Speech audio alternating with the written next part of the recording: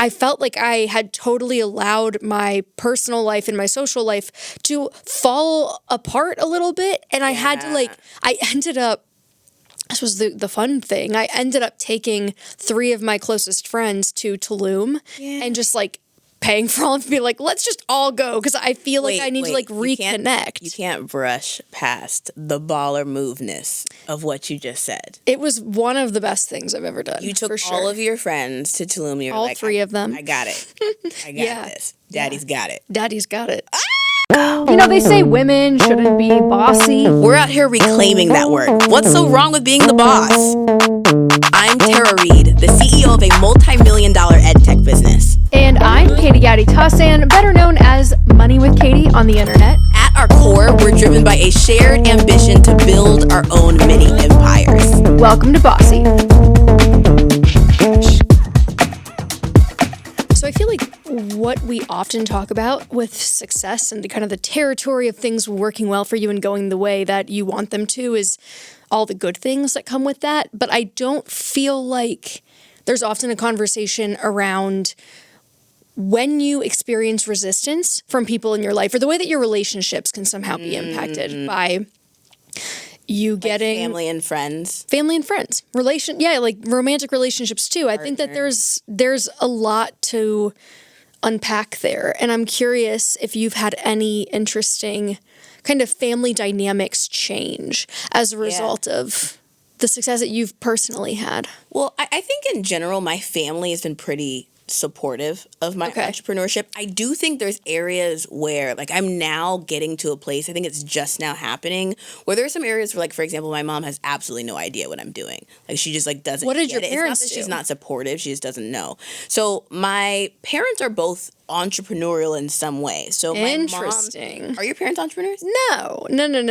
Mine, well, you tell me and then I don't want to cut you off. Okay, well, my mom is an accountant. She's a CPA, and she has her own practice. So she has a business. Okay. Yeah, and she works with a lot of different types of clients. But I think before I was born, she worked a lot in like entertainment, and she was Prince's first controller at Paisley Park, and like Holy shit. did entertainment stuff. And now she does some of that still, but she it has her own business. Yeah. Right?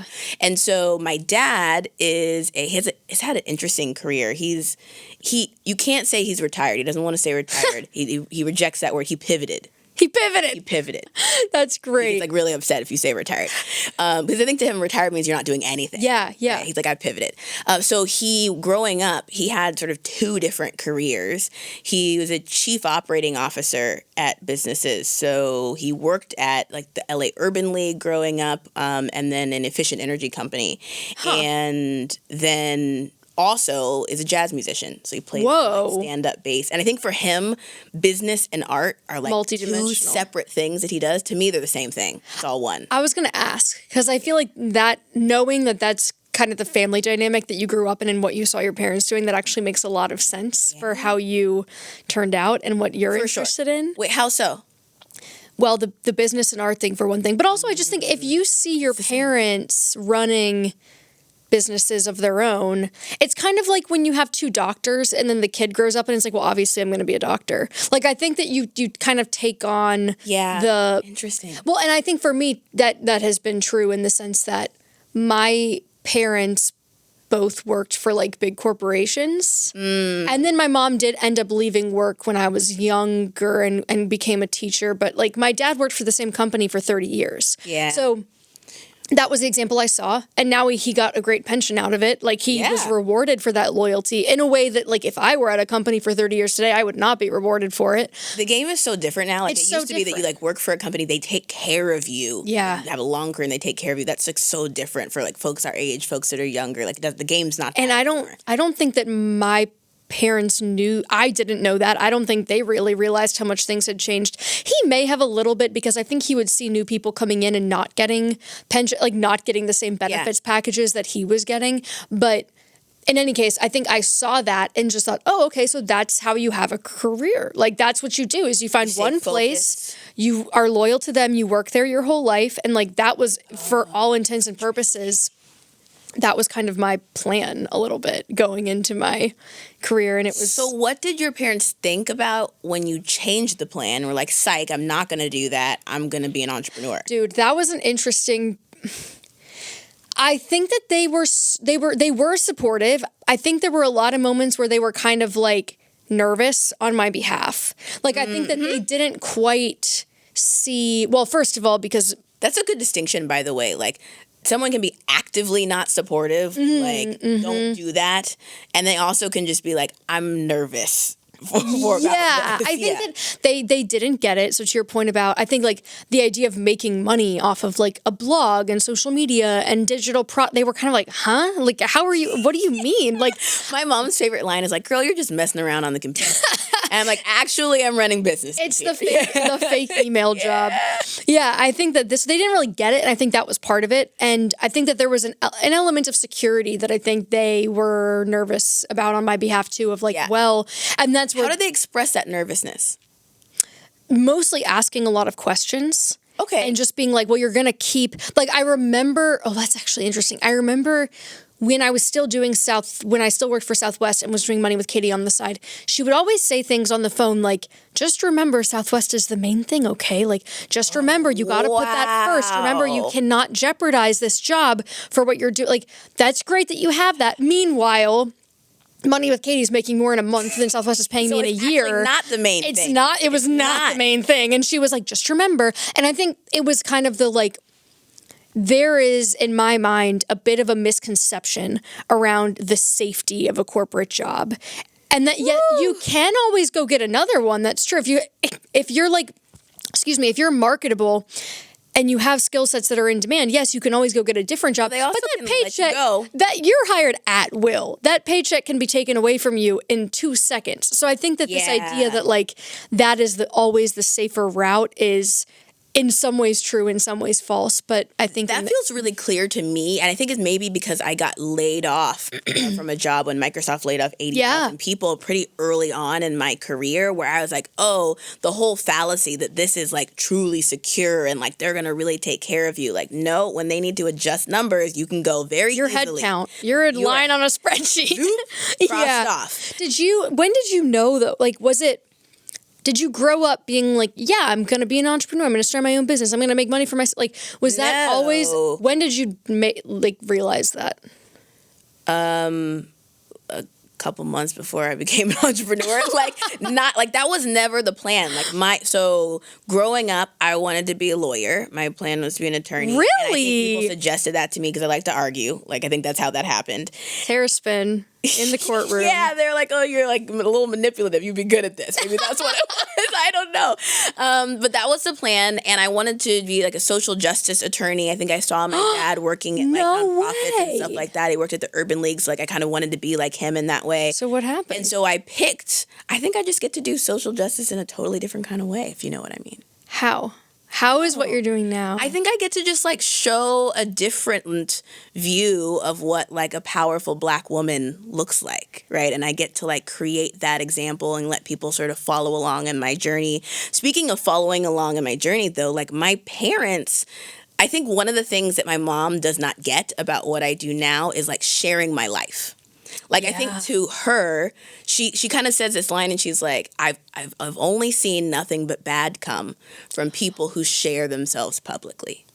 And I think that that's just sort of her view. And I think in a pre-social media world, that makes so much sense. Oh, interesting. I was going to say social media is the reason that things can go negative so quickly. It is the reason that things can go negative so quickly. You've seen D'Amelio show? D'Amelio show, yeah. Yeah, like these girls that like started doing like, they kind of like popularized this like TikTok dance style that looks like you're like Charli D'Amelio dancing, but and like her not fully 130 million followers. She's got all the followers, and they do such a good job on that show of like showing the negative side of putting yourself out there and how it affects just like your mental health. So when my mom says stuff like that, there's definitely validity. I get what she's saying, but I also think that there's so much benefit these days in like you get a lot too in putting yourself out there. And I have to probably attribute like a good amount of my success to just putting myself out there, right? Like starting a blog and just like mainly talking to myself, but like people then saying like, ooh, like I'm interested in that too. And like sharing my journey along the way. Like most of my business opportunities have come from that. Tweeting and being on Twitter and meeting you for this show. Like, and so I do get when she says that, I think when I think about supportiveness for my parents are pretty supportive. But I think you had a good like wording of it, the like questions, the like concern, the cautiousness. And I think actually it might be more now. I think before, my parents kind of still got what I was doing because I still was at the job, so it like still made sense. Yeah. And I think to family too, at least to my family, the extent to which they can explain it to their friends is how much Determines how comfortable they are. Determines how comfortable. Yeah. So I think now, like my mom always says, like I always have a really hard time explaining to people what you do. Can you tell my friend what you do? And I'm like, I teach people to build apps. It's so interesting to me that you wanted to be a social justice attorney, though. Yeah. And like, were they supportive of that? What did they think of that goal? Yeah. I think they were supportive of it. You know what's really interesting about this conversation? Like, I don't think I spend that much time even thinking about it. So, like, they might have not liked it. And, like, I just am so in my own world. Yo, that's... that, like, I don't really care. Like, that, I don't know. Do you have siblings? I have 2 stepbrothers. We're pretty far apart in age. So, and I definitely am, like, everybody knows Tara's doing her own thing. Like, just let her do she's Tara. So I think that's another... So I was an only child. Yeah. And my parents and I were very close. Yeah. We were a very tight-knit little trio. And I think that so much of my identity growing up was, like, wanting to make them happy and wanting to make them proud.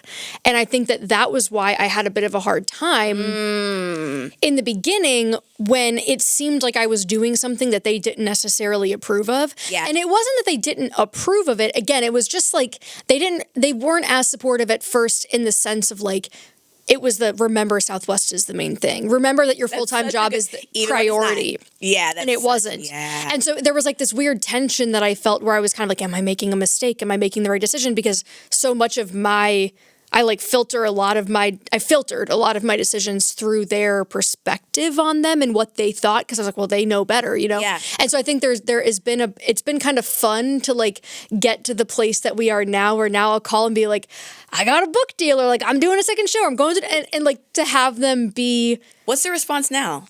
They're just kind of amazed. Yeah. They're amazed, I think, which is very fun. Lovely. But it took us a little bit to get there. It takes a while to get there. Yeah. I really resonate with what you're saying about like wanting to impress. Like I definitely think entrepreneurship was my shift. Actually. So as I'm thinking about when I started my first business, I was still at Microsoft and there was it was a side project for a while. I think at that point, I think I stopped caring as much, but entrepreneurship was the shift for me. So, and I think it was like not overnight, it was gradual. I actually can trace the progression. So for example, like it was really important in my family about like college and what college that I went to. Same. My mom went to USC, you know, the rankings of universities. She did the ranking of universities. She put a line under USC and said anything and above. Anything and above. And I think we have this line in our family that like your job is to just do a little bit more than I did. Wow. Yeah. So that was the expectation. So I feel like my parents cared about prestige to some degree, but I think that going to college was a given that I was going to go. Yes. But they had invested so much money for my college education while I was young that they were like, you're not going to have loans. You're not going to have loans. You can go anywhere you want. A lot of privilege, a lot of like, they were fully Team Katie. However, the market crashed and they lost a lot of that. Yeah. It didn't come back in time, really, is what I'm trying to say. And so it went from like, you can go to Harvard, we'll pay for you to go anywhere, to like, you can go to a state school with a scholarship. And I was like, hell yeah, I'm going to go to Alabama and party my ass off for 4 years. So like, is it interesting to hear that they were like, I kind of love that though, that they're like, but did you feel pressure from that? Like, did you like that? Or did you feel empowered by that? Or was that like, oh my God, I have to like live up to this? No, now. I was definitely into it. Okay. So like, I think because maybe I sort of like was raised that way. Like by the time I was high school age and like ready to like hit that, and actually it started before that. Like it was maybe in middle school was the first time it was like, all right, we're going to get into the most competitive high school that we can. And then it was like, okay, all of high school was like, we had a binder. It was like prep for college. What are the extracurriculars? Like it was a strategy. Holy shit, dude. Like everybody was on board and like, here's what we're doing. Oh my God. Operation Tara Ivy League.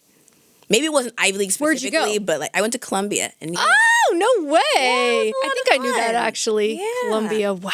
I liked it. Operation Terra Ivy League. Yeah, and so that was kind of like the vibe. I don't know if it was exactly Ivy League, but that Operation was the vibe. Katie, SEC school. So, like, I think to go back to what you're saying, though, like, what I definitely was ticking boxes. Yeah. Right? Like, a lot You of were following a formula. And definitely, you were like, if you look at my early career, like, I'm at Google, I'm at Microsoft, like, ticking the boxes. Even though I was, like, prestige. yeah, and even, like, I thought I was going to be a social justice attorney. I then sort of transitioned into, I had an internship in finance. And I was like, okay, I'm going to be in this space. And actually, I had gotten, like, an offer at JP Morgan for an internship, and I'd accepted it. And, like, last minute, I got an offer at Google. And so, like, I switched over. That was maybe, like, my first shift that felt like a bold shift. I was in all these leadership programs that were, like, finance and consulting.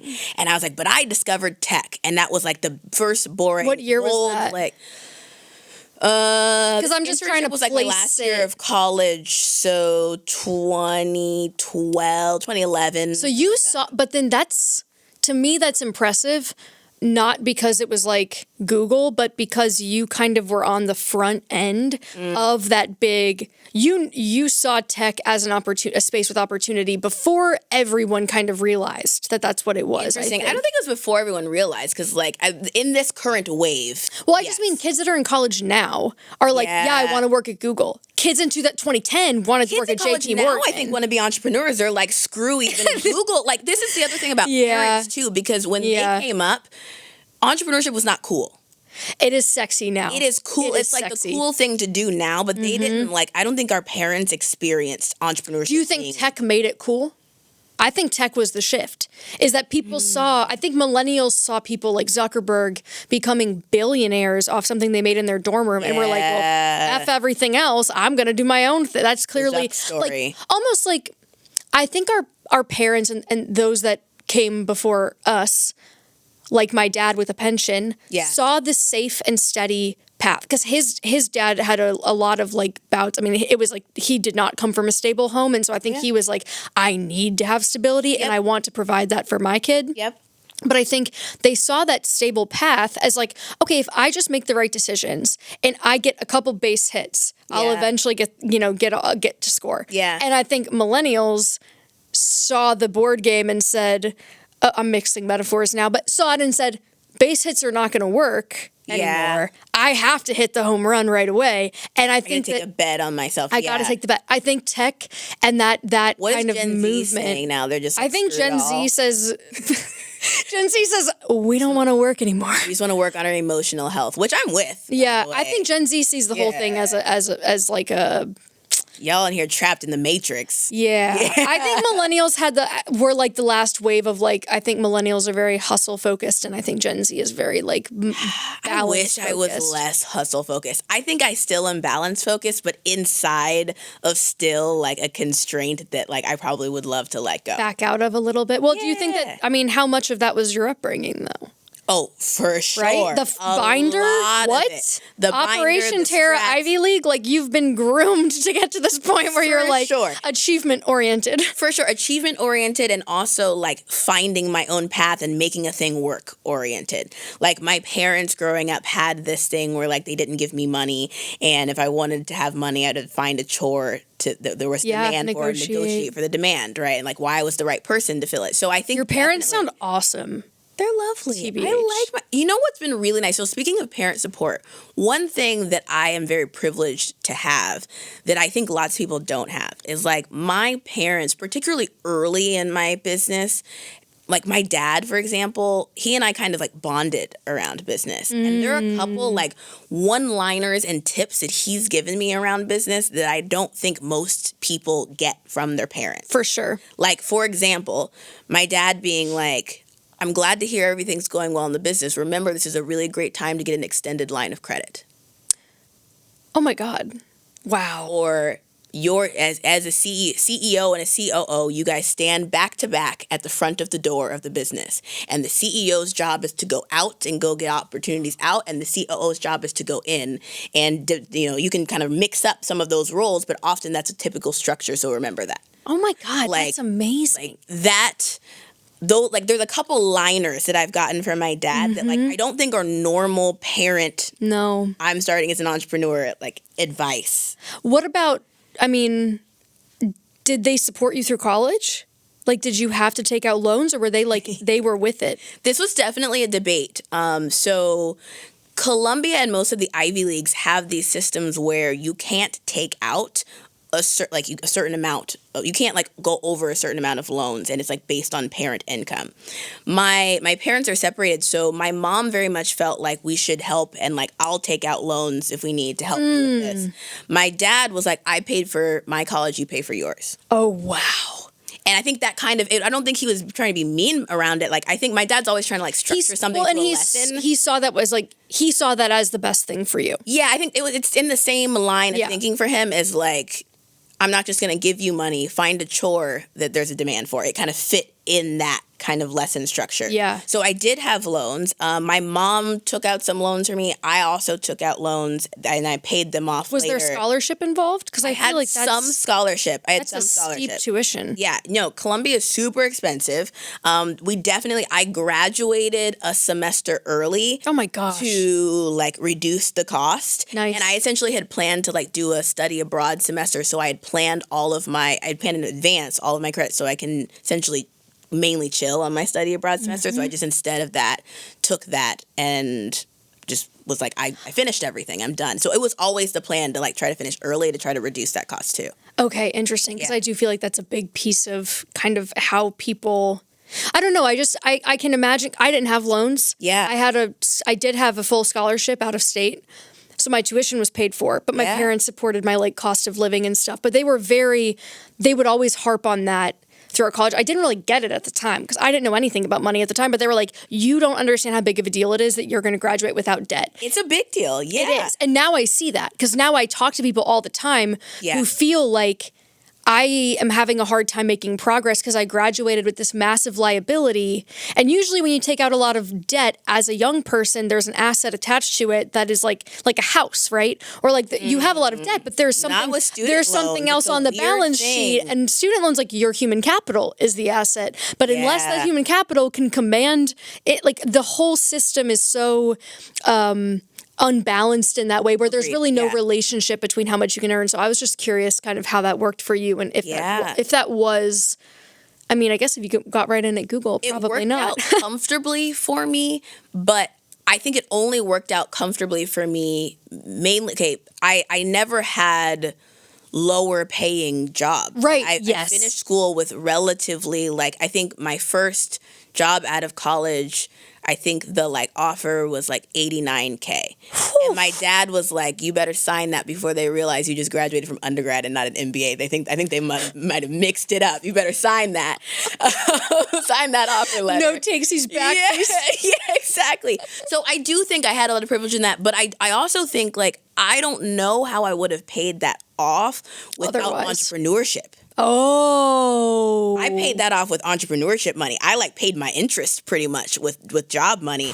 I like, you know, because like as you make payments, most of it goes to the interest. Yeah. I was making interest payments primarily. With that money, we had in COVID, lots of like online businesses grew a lot. There was extra cash. I paid off all of my loans and all of my mom's. Oh, the ones that your mom took out for you. The ones my mom took out for me. Okay. Yeah. So, and my mom was like, I kind of want to do some other things. Like it kind of like freed up stuff for her. Right. And that like was such a like great moment for me too. I loved that. So you at this point, do you feel like, so you financially supported her, not the other way around? Well, in I a think sense, in this scenario, she financially supported me first because she took out those loans. Right. And But yes, so I did. And I think like, you know, we had a conversation about this too. I think I have a lot of friends actually who in some capacity support their parents, right, in entrepreneurship. Yeah. And I have a friend who is a financial advisor, and she was like, let me tell you what happens with my clients. And this is like not the only dividing line, but like she was making a generalization that like my white clients are like, I asked them like, do we need to plan in the financial plan for supporting your family? And they're like, what? what do you mean? Like like if my parents they'll help me if I need it, but like, what do you mean? And her Black and Latina clients and other people of other backgrounds were like, yep, like, let's talk about the plan. Like, here's what I'm already doing. Here's what the bills are. Here's how I'm already supporting. I think my mom in particular was like really conscious about like, we're not going to do that. It's not your job to support me. And my parents are not uncomfortable. I have had opportunities where I've like supported family, supported friends, supported partners. Like that's for sure happened. But I'm curious to hear like what you think about that. Like when you think about the concept of supporting family. Well, I'm just curious. I do fit the stereotype. I fit the trope. You know, I think that that is something that I was not really aware of until I started doing Money with Katie. And what did you think when I said supporting family? I was like emotionally, like it did not occur to me. Well, and when you asked me that, but I know that happens, but yes, it was so outside my frame of reference. And it wasn't until I started meeting people through Money with Katie who would, you know, contact me and be like, hey, what do I do? I am my parents' retirement plan. And now I'm making good money. And like it's hard to be two people's retirement they are plans. expecting me, like my success professionally to them. It's like the most heartbreaking one is like, I have siblings. I am the successful one. And so everyone just assumes that I'm going to bankroll our parents and like everyone else has kind of abdicated responsibility. So I know it happens.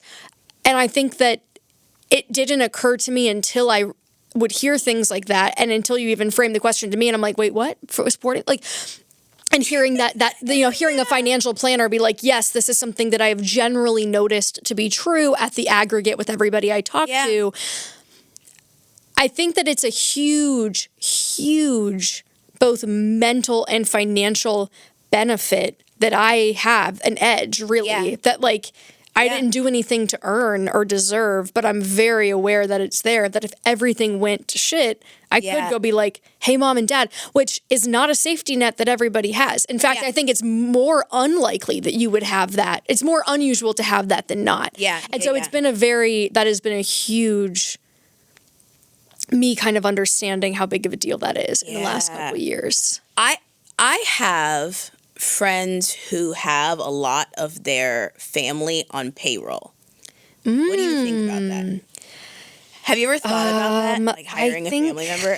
I generally think it's a terrible idea. See, I was going to say that like I have like my husband is an attorney and I have joked with him in the past about like, okay, when you get out of the Air Force, you should be Money with Katie general counsel. Like I'll make jokes about that. Don't do it. He's like, hell Don't no. do it. Not interested. But I think I kind of like the idea in theory, but I think in practice it would be very messy. So here's a scenario where I think it does make sense. I think you have to, like, there has to be two things happening. One, you have to have extra cash. Yeah. Because, like, I've had scenarios where, like, I had family members or something where, like, okay, we need to pull back on costs. And, like, frankly, they usually are, like, the first ones who need to go, right? So first that, but also, like, I think it's better that they not actually be working on anything. Like, if you're going to do it. Like universal basic income, but for your family. Yeah. And I do think there are scenarios. Okay, like, let's think about this scenario. Money with Katie blows up. It's just making buku cash such that, like, one of your big jobs now is to figure out what to do to deploy all the cash. Which is a real thing. Like, as your business grows and gets more profitable, like, you have to think about it, right? What to do to deploy all the cash. Yeah. In that scenario, it does make sense to, like, because then you're helping you have a partner them who's working a job and it does like that, or a friend or family or whatever, and like that, it doesn't really make sense for them to be on a 9-to-5 grind, given that like there's all this work to do to deploy capital, and like it's just a different thing, and they're like wealthy families where this is a real thing. So I do think that's a scenario in future state where, like, if you got extra cash and you're kind of trying to figure out how to deploy the extra cash, like, that makes sense. I also think it is unlikely that the person in your family is the most qualified person. For sure. For sure. There's no chance. That's the best person for the job is unlikely. And so, like, I've even had this transition. I used to work with my mom as my CPA, and I think we sort of outgrew because she was too conservative. she's Too much of a rule follower. my mom is a rule. You're like, no, follower. we're pushing the boundaries. And just by like general like spirit practice, that doesn't mesh with me. Like I'm like, okay, great, let's be legal, but what else can we do? So I think actually that wasn't all of it. I think first of all, it was really hard for my mom not to see me as her daughter. Yeah. Right? And by the way, like when my mom was my accountant, I barely paid her. Like it wasn't like a big money exchange. Yeah. It was really hard for her not to see me as her daughter. So like my taxes were kind of like the last to get done. Like just like she just like I wasn't like high priority client because I think the mental shift of like this is my kid, this is my client. Okay, now the meeting's over and now you're like she would be calling me little girl in the meetings. Like it just like I'm sure you love that. yeah, That does not my sound. mom calls me little girl like it's my name. So like, yeah. So like I think we had to transition that, and also there were things that I started to get into. Like there's like I have all these customers in multiple different states, and like we started just getting into things. I was buying it. I bought a crypto mining rig. You outgrew it, and like we just outgrew that. And like my mom knows lots, but not about crypto mining rigs, right? And so we kind of transitioned that. Yeah. So I think if they're not working on anything is ideal scenario, and you got a lot of cash, then I can kind of support. Now that's something though that I'm like, is that legal? Like to put someone on payroll? I guess you could who's not doing anything. Someone on payroll who's not actually an employee. Listen, I guess most companies have lots of people who are doing almost nothing anyway. So like, sure, like I think on paper, paper, there's a job that they do. Fair. They produced a thing, they created a thing, but you could it's not illegal to overpay someone. That is true. I'm curious how I actually like really want almost advice about this, if I'm being honest. I feel like, I don't know if it's an obsessive personality or if it was just the fact that I moved somewhere else around the same time that I was starting everything up, but I feel pretty good about my familial relationships. I feel like what really suffered as a result of I would say moderate success that I started to find is that I really allowed basically all of my friendships to really take a back seat. So I had a really hard time prioritizing a social life, really, because it didn't feel possible to do both. You ever seen that triangle that's like, pick two? You can sleep, you can have friends, but or you can be have it all. Can you? Like, I feel like... What are the three? You can... I think typically the meme is used in college, where it'll be like, you can have a social life, you can get good grades, or you can sleep. And you can only ever have two of the three. What's the equivalent here? Like, you can have a successful business. You can take care of yourself, and you can have or you can have good relationships with other people. And I think... do you feel like you have all three right now? I mean, I think it's a constant trade-off. And I don't even have kids, which is where I feel like a lot of people really hit where it becomes really complicated. But no, I just think that like there was a point at the end of last year where things were going really well for me professionally, but I just kind of had this moment where I was like, oh my God, I feel like I don't, aside from my husband who I lived with, and even then we would like spend the weekends both working on different things. I felt like I had totally allowed my personal life and my social life to fall apart a little bit. And I had to I ended up, this was the fun thing, I ended up taking 3 of my closest friends to Tulum and just like paying for all of them, be like, let's just all go, because I feel like I need to like reconnect. You can't brush past the baller moveness of what you just said. It was one of the best things I've ever done. You took for sure. all of your friends to Tulum. You're all like, 3 of them. I got it. I got this. Daddy's got it. Daddy's got it. But it was fun. It was fun to spend the money on that. It was fun to go and get to like treat them to that. And I think it helped me feel like, okay, I am prioritizing them, but that's obviously not a sustainable, like you can't take people on trips every month. So I'm just curious kind of how you approach relationships, because you're always all over the place. You're constantly traveling. Like, what do you... I have a friend group that I really love right now. This is actually like the first season of my life where I really feel like I have a squad. I do feel like I'm in a season where it's morphing and moving, because I think we're all sort of moving in different directions. But interestingly enough, I think that squadness got sparked by a trip to, where did we go? We went to and we were in the Dominican Republic, Okay. right? And it was for my birthday, and also hosted a thing. Was like, I'll pay for everything, get a humongous house, so I love. Yeah. Sometimes it's nice to treat your friends, and if you can, it's wonderful. And I realize we're having a very It's the greatest privileged thing. conversation, but it's also we have to talk about the highs and lows and the aspirations of it all too, right? Yeah. So I do think on that trip, there was a lot of bonding of that group. I do have a good number of friends who like to travel. So one of the ways that I stay connected with them was kind of just to let's meet here and do a weekend together. I've been trying to get you to do this with me, and guys, Katie doesn't want to hang out with me. This is what I'm saying. I have such a hard time. I have a hard time doing things that are just fun. I don't know what it is. I think that I have to get over that. So I travel a lot, but I'm do. working. I'm not vacationing. I think people really have a hard time. They're like, "Oh, you're on vacation." I'm like, "I'm not on vacation. I'm just living Working from somewhere somewhere else." So I always have my laptop. So I don't take a lot of full vacation time. By the way, Yeah. I'm just sort of somewhere else. yeah. I think. Do you feel did you ever, are the friends that you have now the same friends that you had when you started? Hell no. Yeah, how has this... Hell no. Did you feel once you started to... Because, okay, Started what? Started entrepreneurship? yeah, okay, so we've talked a lot at this point about how the process of kind of going out on your own and figuring it out, it is a bit of a mirror. It makes you look at yourself differently. It makes you see the world differently. Yeah. You kind of have to face your shit a little bit in a way that I think you don't always have to until you start wrestling. So I'm just curious, face your shit and also be actively growing. Yes. Active pursuit of personal growth. And so did you feel there was a moment at which you looked around and said, I'm not, I can't? Yes. I think my active pursuit of personal growth means that I pretty quickly outgrow people and relationships. Okay. And I Noted think for it's the a future. trade-off that I realize I have to make of I'm in the personal growth gym regularly. And that means that inevitably I can't expect everybody around me to want to be in the gym like that all the time, but I just might have gains that you don't have. Gains. That's a good little euphemism. Gym bro I like gains. gym bro gains.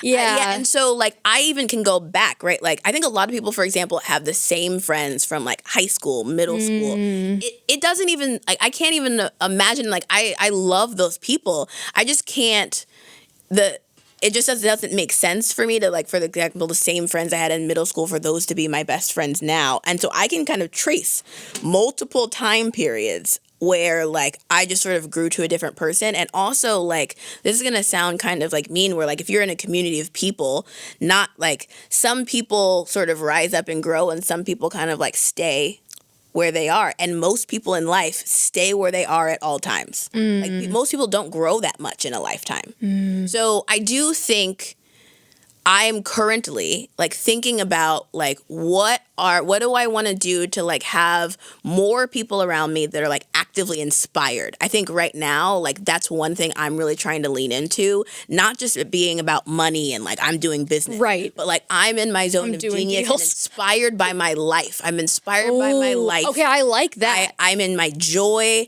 I'm not in this energy of constriction. I think I'm in the active pursuit of friends right now that are fully in that, because I'm trying to be more in that. And it's really hard to be anything if your people around you are not there.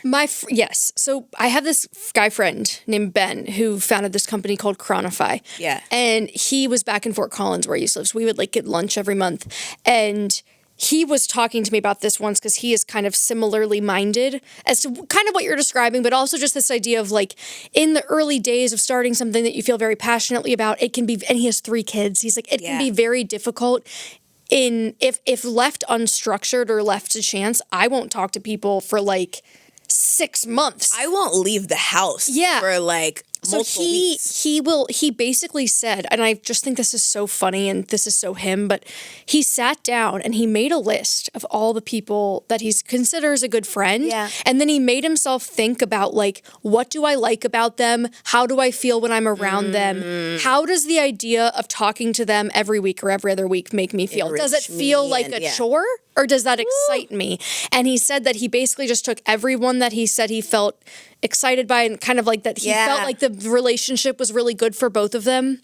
That he was okay, once I've identified those people, I'm setting up set times. There's a cadence. It's either we're talking every month on the last Friday, or like his like closest friends will be like every Wednesday for 45 minutes. We'll just make sure we have a call. And I think that that's really nice because I hate to use the word operationalize in your personal life, but I think if everything else in your life is so structured, but this is not, it automatically is always going to become the second priority. I have 2 standing calls on my calendar like every other week.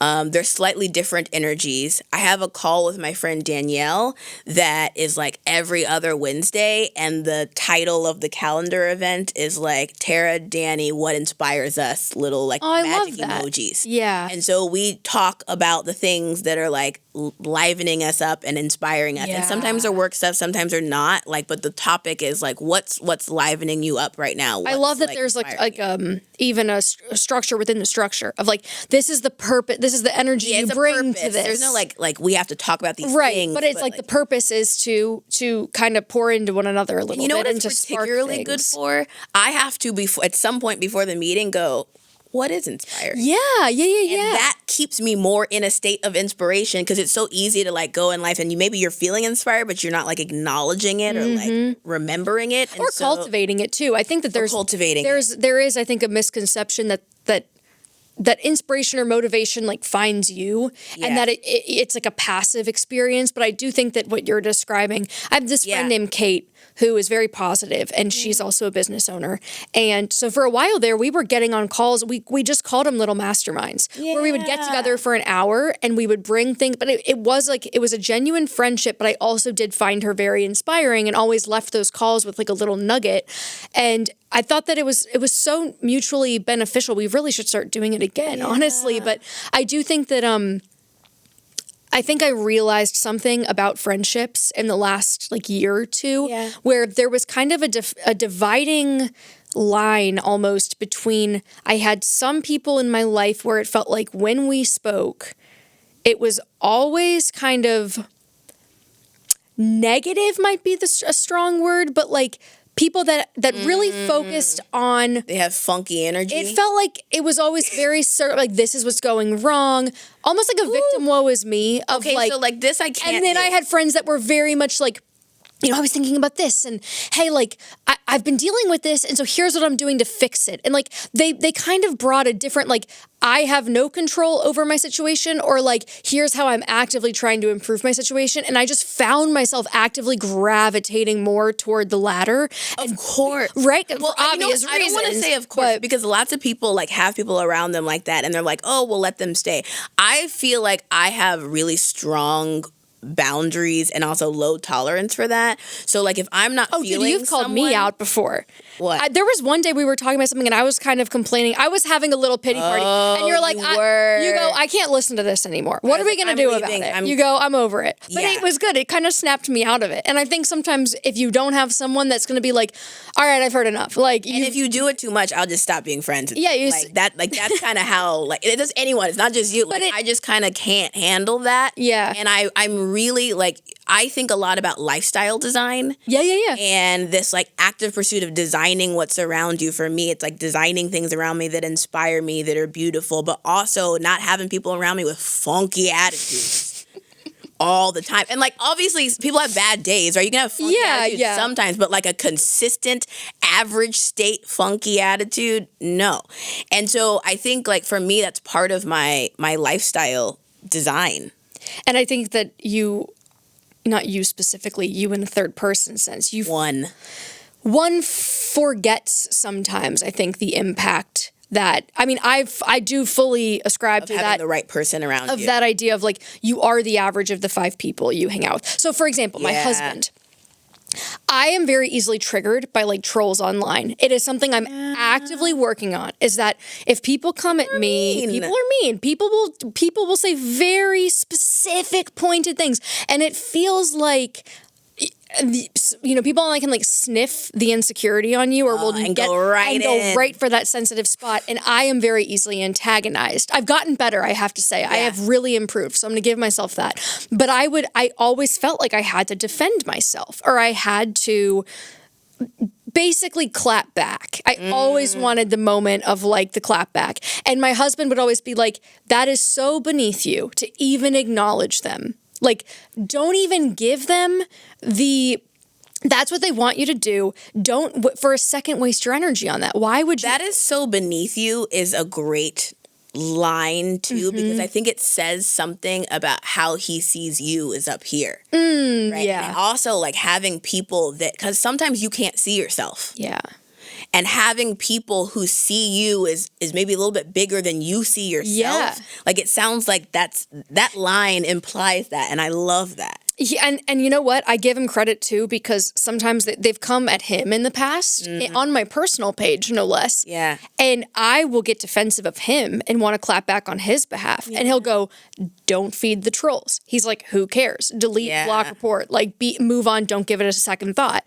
So I think he puts his money where his mouth is, but it has been, it's like, if I was with somebody that was very much like, oh, you got to tell, like, it would pull me in really quickly if someone was enabling that behavior of mine. How long have you guys been together? We started dating in January of 2018. We got married in June of 2021. So it's going on 6 years. When you were initially dating, was that something that you were looking for? Like someone who like saw you as big as you are? Like, was that a criteria? No. I was 23. I was like, oh, he's cute. He's in law school, and like he was very smart. He's very cute. Aloof and like kind of introverted, and I'm the opposite. And so I really liked the chase. I think I was not in a place. Him chasing you, or you chasing me him? chasing him, because he was very hard to read, and I think I was like, oh, this is like a challenge. But I think when I look back on that time, because I did work full time at that point. What's funny is that on our very first date, he was like, so I found your blog. And I was like, what? Because I had a different blog back then. It's a personal blog where I would just like publish random stuff. He's like, yeah, it's good. And I was like, oh, thanks. And then like I would say a year into dating, when I was more into the personal finance thing, he was like, you need to write a book about this. Like he was very much a hype man about all of this from day one. So he kind of saw having the potential, a partner that is your hype person is...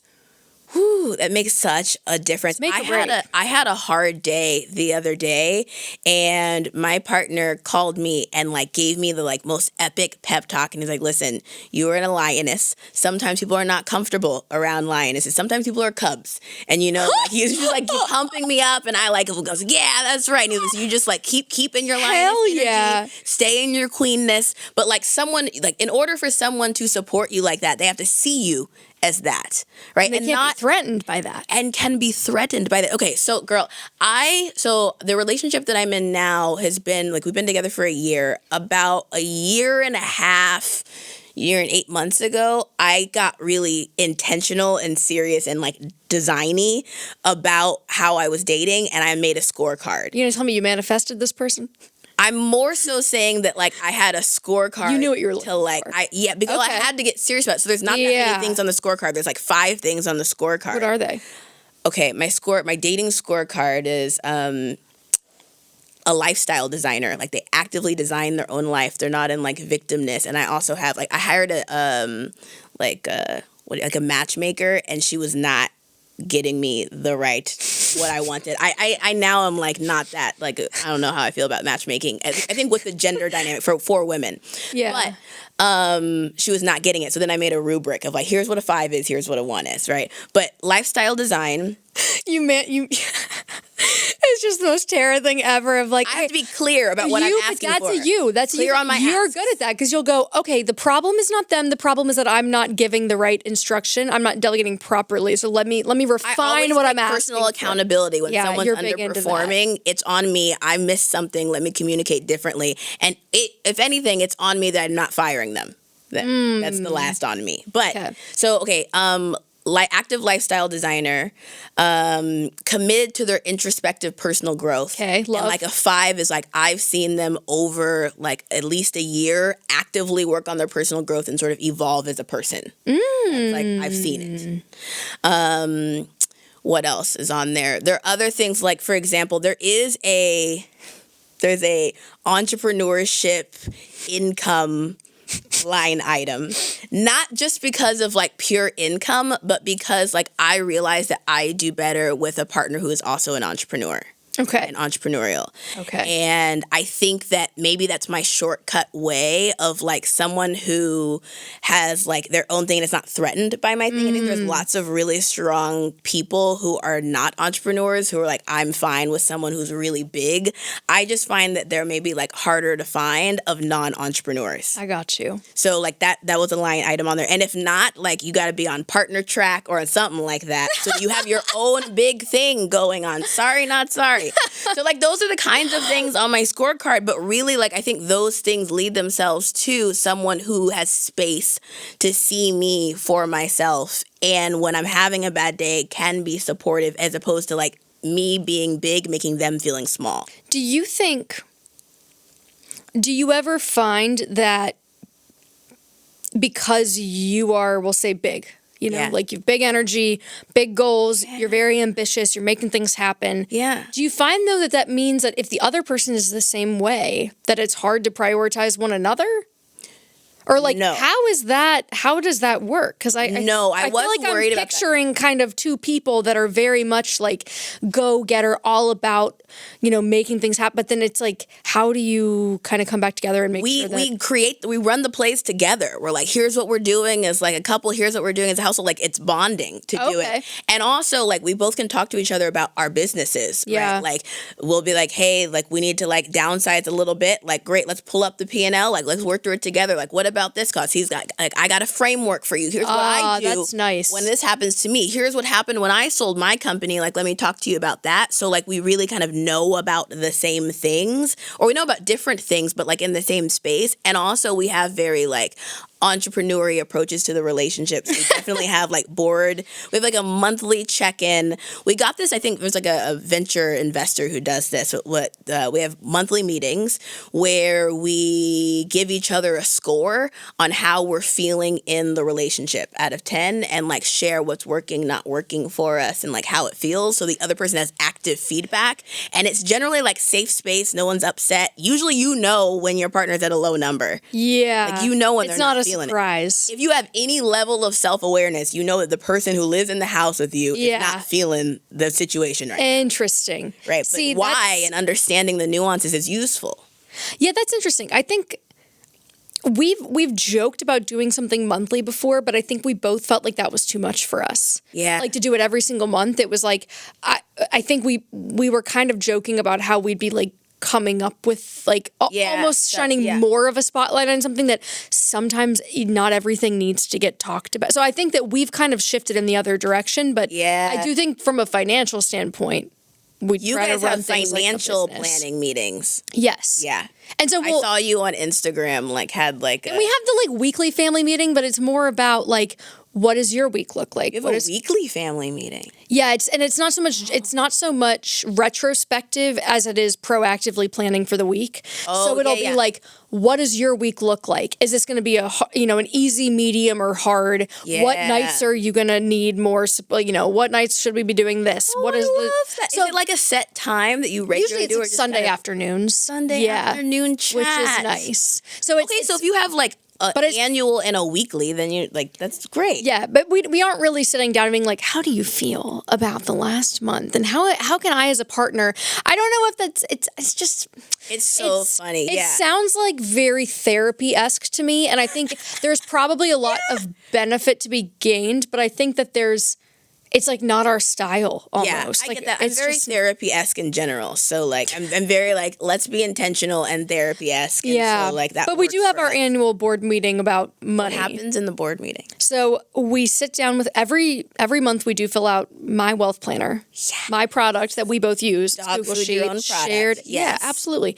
So we both will fill that out so that we can see where all the money is going, what we're investing in, how our net worth is changing, what we're like, where we need to pull back. And then at the end of this with him. It's amazing. At the end of the year, we now have 12 months of data, and we basically will sit down, and I like to put it in a spreadsheet. I mean, I'm sorry, in a deck. Like I like to present it and be like, these are the findings, because I like to take the data, findings in the data, and turn them into insights. I'm like, how do we actually now use these to make better decisions? Got it. This is, by the way, why my meeting structure feels too like woo-woo, touchy-feely, because you're like, I need data. If we don't have any data for the meeting, cancel the meeting. Okay, got it.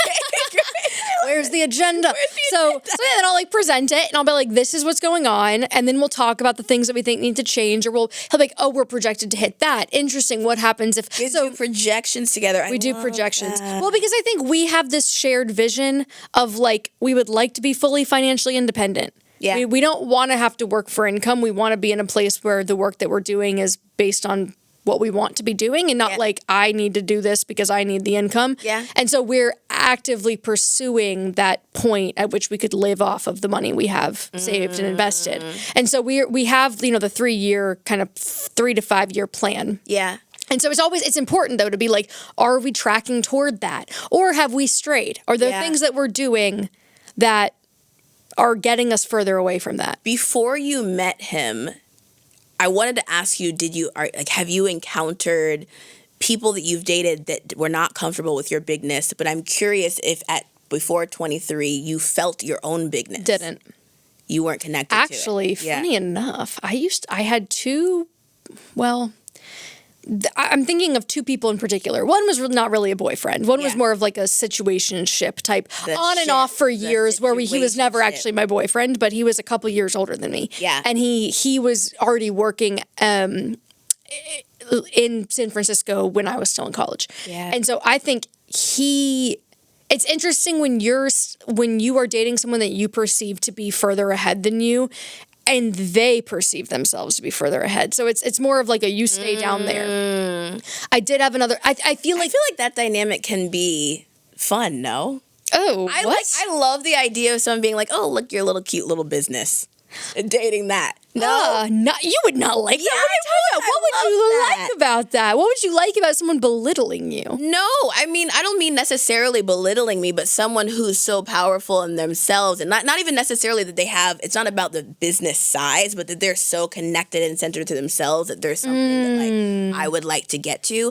I think like in my relationship that works if they see your potential and aren't constantly being like, well, not head pat. Yeah. I think I got a lot of head pats previously. Okay, got it. And I think that that's I didn't see the bigness, we'll say. I think that through the marriage that I'm in and like through my relationship with my husband, I started to see myself a little bit differently. And I think that we would joke because we didn't sign a prenup. Yeah. And we came in with very similar assets, but I had money with Katie. And at the time, we didn't really know what that was going to turn into. Right. And so, but it was like, technically, that should have been protected in a prenup. And so I'll always joke with him. I'm like, oh, you're going to get half of that if we ever get divorced.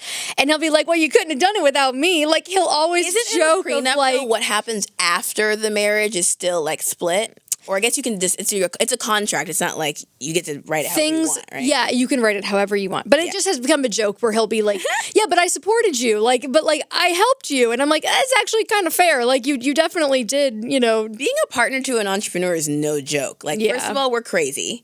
Like, it just takes a little bit of, like, craziness to even do. And also just, like, the highs and lows of it all. Like, I feel like we probably are more volatile than the average person. 100%. Right? And so, like, supporting that is, I would imagine, challenging. Yeah. Yeah, probably. You know what? I think next time I want to talk about how you support yourself. Yeah. Like, I would like to have, and maybe not like next episode, but at some point I want to have a conversation with you. Self-care. I hate saying self-care because I think people self-care sounds too cheesy. Yeah, no. I'm not talking like face masks. I just mean like you've kind of touched on it a little bit today of like how the friends that you are, like, you're very intentional about the people you're spending time with, and you're very thoughtful about how you're spending that time too, so that it is very uplifting. Yeah. And I want to know, like, I'm sure there are practices and mantras and things that you do or practices that you have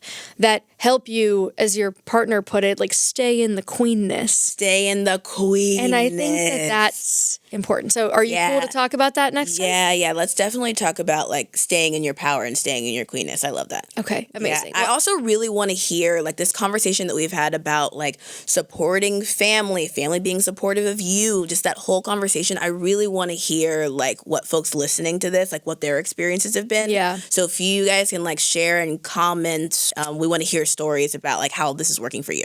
Absolutely.